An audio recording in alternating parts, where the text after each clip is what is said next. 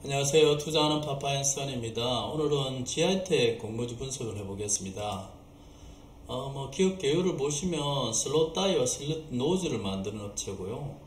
슬롯 다이와 슬롯 노즐이라는 거는 이게 점액을 분사를 시키는 거죠. 그래서 코팅을 하는 어떤 부품이라고 보시면 되겠어요. 그래서 2차전지 급한 코팅에 사용되는 건데, 이거는 이제 점액이 약간 끈끈한 거, 그 다음에 점액이 약간 점성이 낮은 거, 이렇게 두 개를 구분을 할 수 있겠는데요. 주로 이제 노스볼트, 스웨덴의 배터리 제조업체인 노스볼트, 그 다음에 SK 이노베이션, LG화학, 또 삼성 SDI 이런 데다 납품을 하고 있는 거고요. 공모가액은 정권 수량은 270만 주고요. 모집가액은 11,500원, 희망 공모가액은 11,500원에서 13,100원. 미래에셋증권에서 하고 있고요. 일반 청약자는 67만 5천 주인데 주식수가 작죠. 상당히 경쟁이 치열할 것이라고 보여지는데요. 청약 기일은 10월 12일부터 13일, 수요 예측일은 10월 5일부터 10월 6일. 그래서 상장 예정 주식수 788만 주 정도 되는데요. 여기서 30.83%에 해당되는 243만 주가 상장 직후 유통 가능 물량이라고 보시면 되겠어요. 공모가 산정을 보시면 4개 업체 다 2차전지 장비 업체고요. 코윈테크, V원텍, 원익PNE, NS. 그렇게 해서 이제 펄을 2011년 반기 기준해서 실적 기준으로 해서 펄을 산출을 해보니까 32.2가 나온 거죠. 근데 이제 NS가 상당히 지금 너무 타 회사에 비해서 너무 54.4로 너무 높게 준 거에 대해서 이건 조금 안 맞다는 부분도 생기고요. 현재 최근 펄을 확인을 해보니까 코인테크는 22.19, V원텍은 22.21, 원익PNE는 22.34. 그래서 한 22 정도의 2차전지 장비업체들 펄가 형성이 되어 있다, 이렇게 보시면 되겠어요. 그래서 희망 공모가액은 15,583원이 나왔고요. 그래서 이 희망 공모가액의 26에서 16.2% 할인을 하니까 공모 희망 가액은 11,500원에서 13,100원이 된 거죠. 그래서 퍼 기준으로 따졌을 때는 23.8에서 27.1, 이렇게 낮은 수준은 아니죠. 22, 평균 22니까 약간 높은 수준이라고 볼 수가 있겠어요. 미국에서 2017년 반기 주요 재무 비율을 보시면 GI텍이 성장성은 안 좋죠. 지금 마이너스를 기록하고 있기 때문에 매출액도 마이너스, 영업이익 마이너스, 순이익도 마이너스죠. 그래서 NS도 지금 안 좋은데 NS 빼고는 다 성장 측면에서 안 좋고요. 수익성 측면에서는 그래도 괜찮아요. 다른 회사들은 한 10% 정도 내고 있는데 여기는 영업이익률 같은 경우 22% 정도 나오니까 2배 정도 더 수익성은 높은 거죠.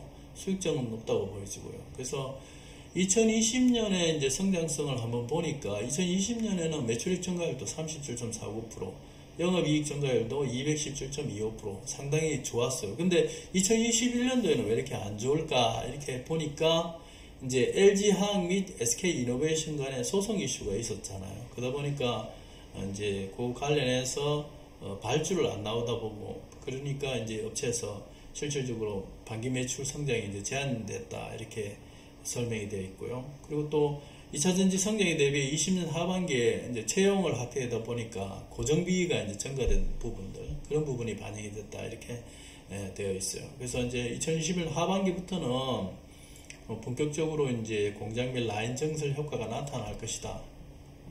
그래서 2021년 하반기에는 급격하게 매출이 증가할 것이다, 이렇게 보고 있는 거죠. 최근 상계는 당반기 손익 계산서를 보면 2019년도에도 177.51% 당기 순이익 성장을 했어요.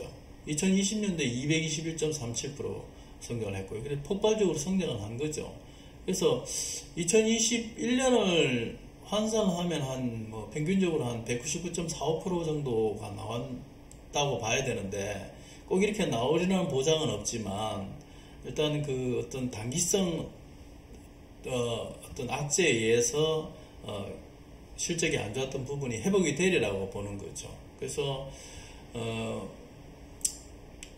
주당 평가 가액은 15,583원으로 제시를 한 거고요. NS를 제외하고 3개 업체의 평균을 한 퍼를 적용을 해보니까 22.2를 적용하니까 1,735원이 나온 거죠. 근데 21년 추정 순이익을 하반기에 이제 좋아지는 것이 얼마나 좋아질지는 모르겠어요. 근데 한 199점 일반적으로 2년 평균치를 넣어보면은 이제 83억 정도의 적용 순이익이 나오는데 여기에 최근에 퍼를 22.2를 넣어보니까 23,400원이 나와요. 그 다음에 이거를 이 추정 순이익에다가 32.2배 제시된 평균 32.2배를 넣어보니까 33,940원이 나오죠. 이제 200%만큼의 증가가 된다고 그러면 사실 32.2배도 싼 거죠. 훨씬 더 발전 가능성이 성장률 자체가 높기 때문에. 근데 이제 보수적으로 뭐 아직까지 실현된 게 아니니까 이렇게 잡을 수도 있겠다 이런 얘기인 거죠.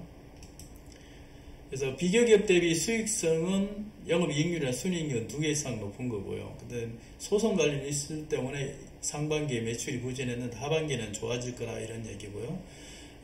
최근 이제 장기업체들의 2차전 장기업체들의 퍼가 22 정도 형성이 되어 있고요. 그래서 2019년도 20년도 순이익 성장률이 약 200% 육박을 하니까 하반기에 매출에 이제 의미 있는 성장률을 보여준다면 2021년 추정순이익 감안해서 주가는 한 23,400원 정도 되고 있고요. 수익성을 감안해서 좀 더 비교기보다 높은 32.2배를 적용한다면 33,940원. 그렇게 되면 이제 따상에 근접하게 되는 거죠. 그래서 목표가 수준은 아직 미실현 수익이기 때문에 하반기에 지금 본격적으로 수익이 나올 거라고 지금 생각하고 있는데 아직 미실현 수익이기 때문에 2에서 3만원 정도, 2, 3만원 정도 수준이 되지 않겠나 이렇게 지금 보고 있고요. 수요예측 결과가 있으니까 수요예측 결과, 기간 경쟁률이라든지 의무 보유 하격 비율을 확인 후 또 투자하실 것을 당부드립니다. 끝까지 봐주셔서 감사합니다. 지금까지 투자하는 파파앤선이었습니다.